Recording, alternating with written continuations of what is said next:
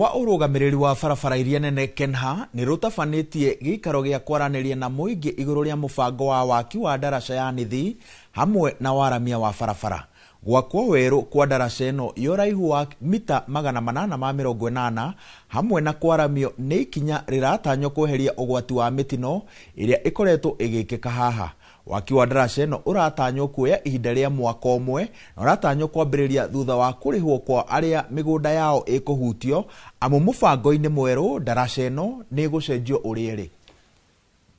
Is part of a project spanning 2.7 kilometers, and the bridge itself is going to be 880 meters on a straight portion. The bridge has been a source of safety concern. There are many lives which have been lost over the years as a result of the many curves and the descents and steep grades that we have on this section of the Embu Meru Road. Tunaomba mkubali kuanzia kesho ama solofea, the engineers, they move to the ground so that we can have the work done as fast as possible.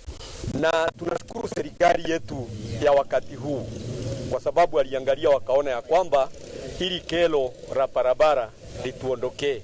Tunatarajia wakamilishe hiyo daraja kwa haraka kwa sababu hata muda wao ni kama unakaribia kufika kikomo, wakamilishe mbele ya muda wao kufika. Naomba ya kwamba mradi unapoendelea, tuko na vijana wengi ambao wametoka ili eneo la Mara na hapa Mudhambe sub county.